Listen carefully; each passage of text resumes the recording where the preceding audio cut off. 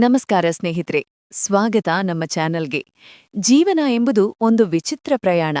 ಕೆಲವೊಮ್ಮೆ ನಮ್ಮ ಬದುಕಿನ ಅತ್ಯಂತ ಸುಂದರವಾದ ತಿರುವುಗಳು ನಾವು ಅನಿರೀಕ್ಷಿತ ಅಂದುಕೊಂಡ ಘಳಿಗೆಯಲ್ಲೇ ಎದುರಾಗ್ತವೆ. ದೈವ ಎಂಬುದು ಯಾವ ರೂಪದಲ್ಲಿ ಬಂದು ನಮ್ಮ ಬಾಗಿಲು ತಟ್ಟುತ್ತದೆ ಎಂದು ಯಾರೂ ಊಹಿಸಲು ಸಾಧ್ಯವಿಲ್ಲ. ಇವತ್ತು ನಾನು ಹೇಳಲು ಹೊರಟಿರುವ ಕಥೆ ನಮ್ಮ ಕರ್ನಾಟಕದ ಮಲೆನಾಡಿನ ಒಂದು ಪುಟ್ಟ ಹಳ್ಳಿಯದು. ಇದು ಕೇವಲ ಒಂದು ಕಥೆಯಲ್ಲ, ಇದು ನಂಬಿಕೆ, ಮಾನವೀಯತೆ ಮತ್ತು ಪ್ರೀತಿಯ ಒಂದು ಅದ್ಭುತ ಸಾಕ್ಷಿ. ಒಂಟಿತನವನ್ನೇ ಹೊದ್ದುಕೊಂಡು ಮಲಗಿದ್ದ ಜೀವನದಲ್ಲಿ ಒಂದು ಮಳೆಯ ರಾತ್ರಿ ಹೇಗೆ ಹೊಸ ಬೆಳಕನ್ನು ತಂದಿತು ಎಂಬುದೇ ಈ ಕಥೆಯ ಸಾರಾಂಶ. ಬನ್ನಿ, ಆ ಮಳೆಯ ರಾತ್ರಿಗೆ ಹೋಗೋಣ. ಅಂದು ಮಲೆನಾಡಿನ ಕಾಡಿನ ಮಧ್ಯೆ ರಾತ್ರಿ ಧಾರಾಕಾರವಾಗಿ ಮಳೆ ಸುರಿಯುತ್ತಿತ್ತು. ಆಕಾಶದಲ್ಲಿ ಕತ್ತಲು ಆವರಿಸಿತ್ತು. ಆಗಾಗ ಮಿಂಚು ಬಂದು ಕಣ್ಣು ಕುಕ್ಕುತ್ತಿತ್ತು. ಆ ಊರಿನ ಕೊನೆಯಲ್ಲಿದ್ದ ಒಂದು ಹಳೆಯ ಹೆಂಚಿನ ಮನೆಯಲ್ಲಿ ಸುಮತಿ ಎಂಬ ಹೆಣ್ಣುಮಗಳು ಗಾಢ ನಿದ್ರೆಯಲ್ಲಿದ್ದಳು. ಮನೆಯ ಮೂಲೆಯಲ್ಲಿ ಉರಿಯುತ್ತಿದ್ದ ಸಣ್ಣ ದೀಪದ ಬೆಳಕು ಬಿಟ್ಟರೆ ಆ ಮನೆಯಲ್ಲಿ ಸುಮತಿಯನ್ನು ಮಾತನಾಡಿಸಲು ಬೇರೆ ಯಾರೂ ಇರಲಿಲ್ಲ. ಅವಳು ಒಬ್ಬಂಟಿ. ತಕ್ಷಣ ಆಕಾಶದಲ್ಲಿ ಜೋರಾಗಿ ಗುಡುಗು ಕೇಳಿಸಿತು. ಆ ಶಬ್ದಕ್ಕೆ ಬೆಚ್ಚಿಬಿದ್ದ ಸುಮತಿ ಎಚ್ಚರಗೊಂಡಳು. ಕಿಟಕಿಯಿಂದ ಹೊರಗೆ ನೋಡಿದಾಗ ಆ ಕತ್ತಲಲ್ಲಿ, ಮಳೆಯ ಅಬ್ಬರದಲ್ಲಿ ಯಾರೋ ಒಬ್ಬ ವ್ಯಕ್ತಿ ತನ್ನ ಮನೆಯ ಬಾಗಿಲ ಬಳಿ ಮುದುಡಿ ಕುಳಿತಿರುವುದು ಅವಳ ಕಣ್ಣಿಗೆ ಬಿತ್ತು. ಅವನ ಹೆಸರು ಸಂಜಯ್. ದಾರಿಯಲ್ಲಿ ಬರುವಾಗ ಘಾಟಿ ರಸ್ತೆಯಲ್ಲಿ ಅವನ ಬೈಕ್ ಕೆಟ್ಟು ಹೋಗಿತ್ತು. ಸುತ್ತಮುತ್ತ ಯಾವ ಹಳ್ಳಿಯೂ ಇಲ್ಲ, ಸಹಾಯಕ್ಕೆ ಯಾರೂ ಇಲ್ಲ.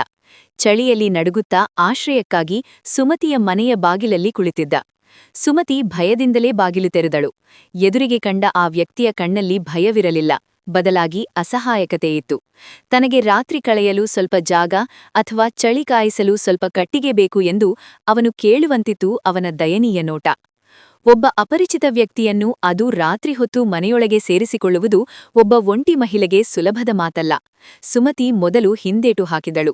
ಅವಳು ಅವನಿಗೆ ಹೊರಗೆ ಬೆಂಕಿ ಹಾಕಿಕೊಳ್ಳಲು ಸ್ವಲ್ಪ ಕಟ್ಟಿಗೆ ಮತ್ತು ಹೊದ್ದುಕೊಳ್ಳಲು ಒಂದು ಹಳೆಯ ಕಂಬಳಿಯನ್ನು ಮಾತ್ರ ಕೊಟ್ಟಳು. ಆದರೆ ಮಳೆಯ ಅಬ್ಬರ ಎಷ್ಟಿತ್ತೆಂದರೆ ಆ ಕಟ್ಟಿಗೆಗಳು ಉರಿಯಲೇ ಇಲ್ಲ. ಸಂಜಯ್ ಚಳಿಯಲ್ಲಿ ವಿಪರೀತವಾಗಿ ನಡುಗುತ್ತಿದ್ದ. ಇದನ್ನು ಕಂಡ ಸುಮತಿಯ ಮನಸ್ಸು ಕರಗಿತು. ಮನುಷ್ಯತ್ವದ ಮುಂದೆ ಭಯ ಸೋತು ಹೋಯಿತು. ಅವಳು ಧೈರ್ಯ ಮಾಡಿ ಬಾಗಿಲು ತೆರೆದು ಅವನನ್ನು ಮನೆಯೊಳಗೆ ಕರೆದಳು. ಒಳಗೆ ಬನ್ನಿ, ಇಲ್ಲದಿದ್ದರೆ ಮಳೆಗೆ ಮೈ ಹಿಡಿದುಕೊಳ್ಳುತ್ತದೆ ಎಂಬ ಅವಳ ಮಾತು ಅವನಿಗೆ ಹೊಸ ಜೀವ ನೀಡಿತು. ಅವನಿಗೆ ಒಣಗಿದ ಬಟ್ಟೆಗಳನ್ನು ಕೊಟ್ಟು ಮಲೆನಾಡಿನ ಬಿಸಿ ಬಿಸಿ ಕಷಾಯವನ್ನು ಮಾಡಿತಂದಳು. ಆ ಕಷಾಯದ ಬಿಸಿಯ ಜೊತೆಗೆ ಇಬ್ಬರ ನಡುವೆ ಇದ್ದ ಮೌನವೂ ಕರಗಿತು. ಸಂಜಯ್ ತನ್ನ ಕಷ್ಟಗಳು, ತನ್ನ ಕನಸುಗಳು ಮತ್ತು ಆ ರಾತ್ರಿ ತಾನು ಪಟ್ಟ ಪಾಡನ್ನು ಹೇಳಿಕೊಂಡರೆ, ಸುಮತಿ ತನ್ನ ಗಂಡನ ಅಗಲಿಕೆ ಮತ್ತು ತಾನು ಅನುಭವಿಸುತ್ತಿರುವ ಒಂಟಿತನದ ನೋವನ್ನು ಹಂಚಿಕೊಂಡಳು. ಇಬ್ಬರೂ ಬೇರೆ ಬೇರೆ ದಾರಿಯ ಪ್ರಯಾಣಿಕರಾಗಿದ್ದರೂ ಅವರ ನೋವುಗಳು ಒಂದೇ ಆಗಿದ್ದವು. ರಾತ್ರಿ ಕಳೆಯಿತು. ಬೆಳಗಿನ ಸೂರ್ಯನ ಕಿರಣಗಳು ಮೂಡಿದಾಗ ಮಳೆ ನಿಂತಿತ್ತು. ಸಂಜಯ್ ಹೊರಡಲು ಸಿದ್ಧನಾದ. ಹೋಗುವಾಗ ಅವನ ಬಳಿ ಬೈಕ್ ರಿಪೇರಿಗೆ ಹಣವಿರಲಿಲ್ಲ. ಸಂಕೋಚದಿಂದಲೇ ಸುಮತಿಯ ಬಳಿ 50 ರೂಪಾಯಿ ಸಾಲ ಕೇಳಿದ. ಸುಮತಿ ನಗುತ್ತಾ ಆ ಹಣವನ್ನು ಕೊಟ್ಟಳು. ಆದರೆ ಸಂಜಯ್ ಹೋಗುವಾಗ ಒಂದು ಮಾತು ಹೇಳಿದ. ನಾನು ಈ ಹಣವನ್ನು ಹಿಂದಿರುಗಿಸಲು ಖಂಡಿತ ಬರುತ್ತೇನೆ ಮೇಡಂ ಎಂದು. ದಿನಗಳು ಕಳೆದವು. ಸುಮತಿ ಅವನನ್ನು ಮರೆತೇ ಬಿಟ್ಟಿದ್ದಳು. ಆದರೆ 4 ದಿನಗಳಲ್ಲಿ ಆ ಬೈಕ್ ಶಬ್ದ ಮತ್ತೆ ಕೇಳಿಸಿತು. ಸಂಜಯ್ ಬಂದಿದ್ದನ. ಕೇವಲ 50 ರೂಪಾಯಿ ಹಿಂದಿರುಗಿಸಲು ಅಲ್ಲ, ಆ ರಾತ್ರಿ ಸಿಕ್ಕ ಆ ಮಮತೆಯನ್ನು ಹುಡುಕಿಕೊಂಡು ಬಂದಿದ್ದ. ಅಂದಿನಿಂದ ಸಂಜಯ್ ಆಗಾಗ ಆ ಊರಿಗೆ ಬರಲಾರಂಭಿಸಿದ. ಸುಮತಿಯ ಒಂಟಿತನ ಮಾಯವಾಯಿತು. ಅವಳ ಬಾಡಿದ ಮುಖದಲ್ಲಿ ನಗು ಅರಳಿತು. ಅವರಿಬ್ಬರ ನಡುವೆ ಒಂದು ಹೆಸರಿಲ್ಲದ ಸುಂದರ ಸ್ನೇಹ ಬೆಳೆಯಿತು. ಆದರೆ ಈ ಸಮಾಜಕ್ಕೆ ಗಂಡು ಮತ್ತು ಹೆಣ್ಣಿನ ನಿರ್ಮಲ ಸ್ನೇಹ ಅರ್ಥವಾಗುವುದಿಲ್ಲವೆನವೇ? ಹಳ್ಳಿಯ ಜನರು ಇವರ ಬಗ್ಗೆ ಆಡಿಕೊಳ್ಳಲು ಶುರುಮಾಡಿದರು. ಸುಮತಿ ಮತ್ತೆ ಹೆದರಿದಳು. ಎಲ್ಲಿ ಈ ಅಪವಾದಗಳಿಗೆ ಅಂಜಿ ಸಂಜಯ್ ದೂರಾಗುತ್ತಾನೋ ಎಂದು. ಆದರೆ ಸಂಜಯ್ ಆಲೋಚನೆಯೇ ಬೇರೆಯಾಗಿತ್ತು.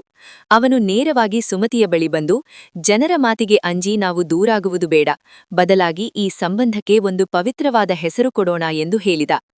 ಅವನು ಸುಮತಿಯನ್ನು ಮದುವೆಯಾಗಲು ನಿರ್ಧರಿಸಿದ. ತನ್ನ ಮನೆಯವರನ್ನೂ ಒಪ್ಪಿಸಿದ.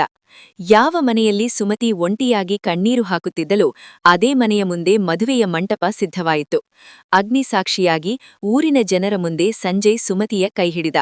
ಸ್ನೇಹಿತರೆ, ಆ ಒಂದು ಮಳೆಯ ರಾತ್ರಿ ಸುಮತಿ ತೋಡಿದ ಆ ಒಂದು ಕ್ಷಣದ ಕರುಣೆ ಅವಳ ಇಡೀ ಬದುಕನ್ನೇ ಬದಲಾಯಿಸಿತು. ಯಾರು ಕೆಟ್ಟವರು, ಯಾರು ಒಳ್ಳೆಯವರು ಎಂದು ನಿರ್ಧರಿಸಲು ಸಮಯ ಬೇಕಿಲ್ಲ, ಕೇವಲ ಒಂದು ಸನ್ನಿವೇಶ ಸಾಕು. ಅಂದು ಅವಳು ಬಾಗಿಲು ತೆರೆಯದೇ ಹೋಗಿದ್ದರೆ ಇಂದು ಅವಳ ಜೀವನ ಕತ್ತಲೆಯಲ್ಲೇ ಇರುತ್ತಿತ್ತು. ಇದು ಇವತ್ತಿನ ಕಥೆ. ಈ ಕಥೆ ನಿಮಗೆ ಇಷ್ಟವಾಗಿದ್ದರೆ ದಯವಿಟ್ಟು ಲೈಕ್ ಮಾಡಿ, ಶೇರ್ ಮಾಡಿ. ಮುಂದಿನ ವಿಡಿಯೋದಲ್ಲಿ ಮತ್ತೊಂದು ಅದ್ಭುತ ಕಥೆಯೊಂದಿಗೆ ಸಿಗೋಣ. ಧನ್ಯವಾದಗಳು.